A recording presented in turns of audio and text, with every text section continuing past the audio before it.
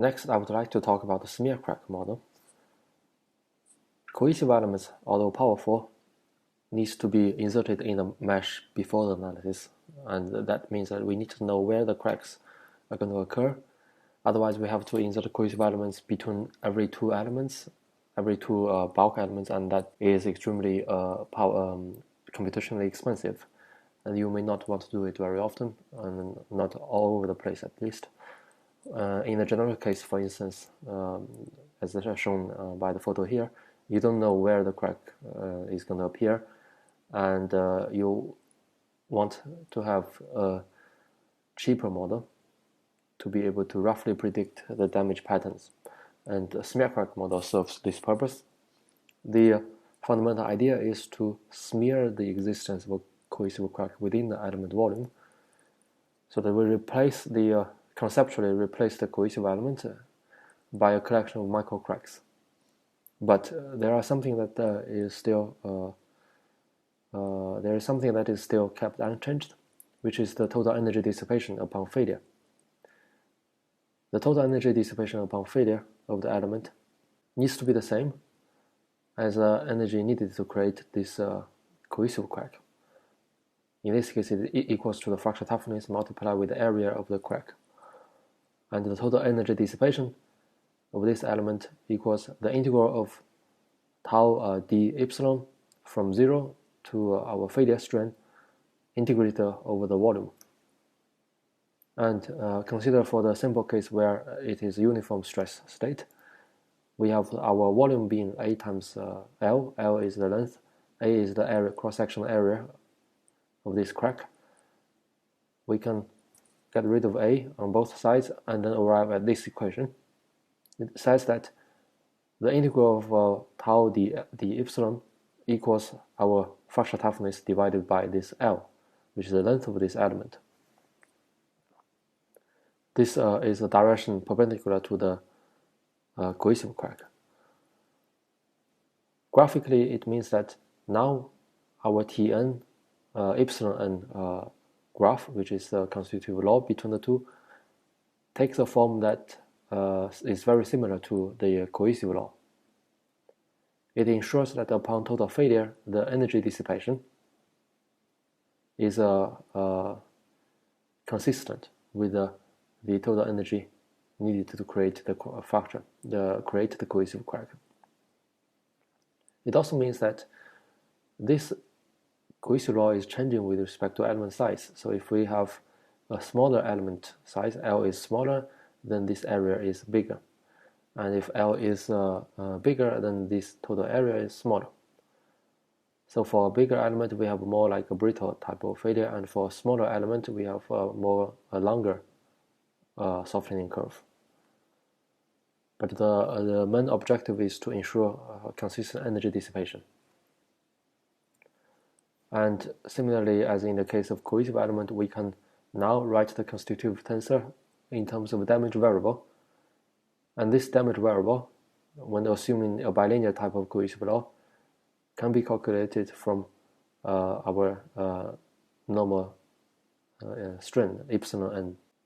And also this damage variable can only grow. This smear crack model is a simplification of this three-element mesh. So imagine that in the ideal case, we want to have two bulk elements and one cohesive element. Now we replace the three with just a smear crack element.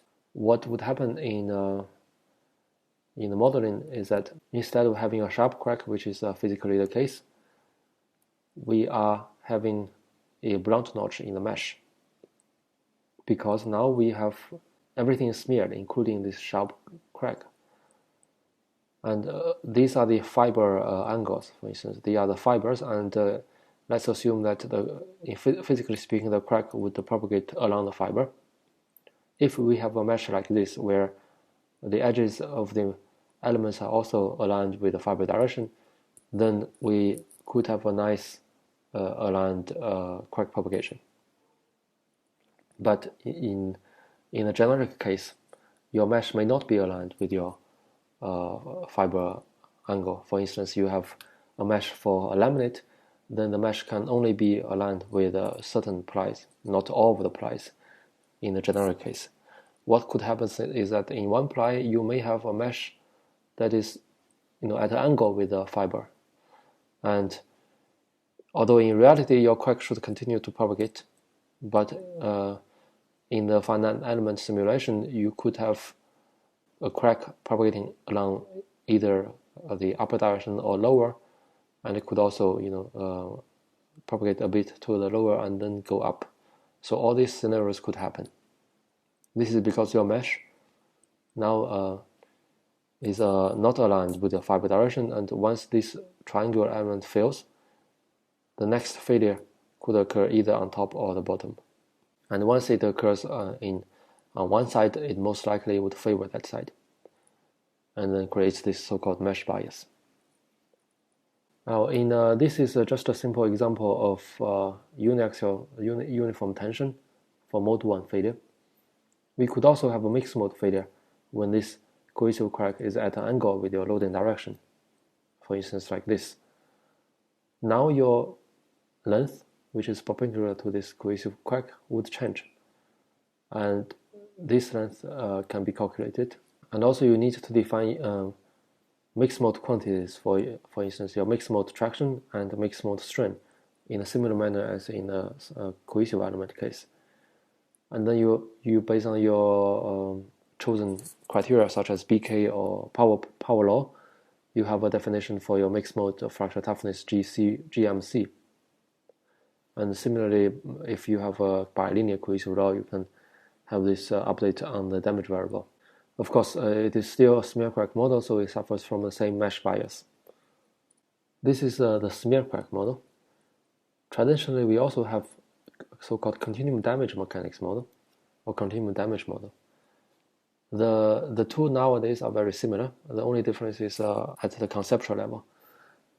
Conceptually, in continuum damage mechanics model, we started off with a collection of microcracks, and then these microcracks would eventually localize into a major one, and the other smaller cracks would then close up because of stress relaxation.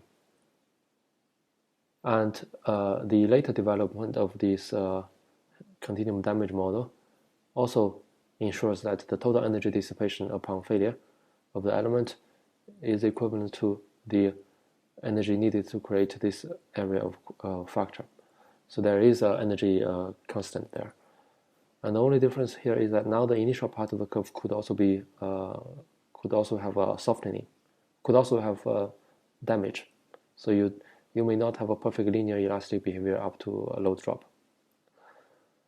And also this is this continuum damage model also suffers from mesh bias. The traditional continuum damage model, however, has an additional problem. So traditionally, there is no such constraint on the energy dissipation for the continuum damage model.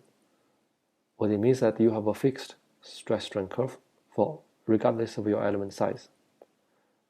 And when your element is very small, for instance, the thickness here along this dimension becomes very, very small, and your volume of your element becomes 0,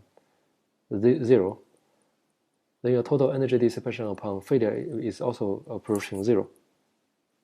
So if I look at this crack propagation problem again, with a coarse mesh, upon total failure, I have a certain amount of energy dissipation, and this energy dissipation would be different from the one on the fine mesh. On the fine mesh, my size of element is smaller, and I have the same stress strain curve regardless of the size of the element. So the total energy dissipation upon failure on the fine mesh is smaller than that on coarse mesh. What it translates on the global load displacement curve is that with the finer mesh, you predict a lower strength. This is because you don't, in this model, there is no account of energy balance. This is a serious drawback of the traditional approach, and nowadays people always use an energy balanced version of this continuum damage mechanics model, which then becomes pretty much the same as the smear crack model.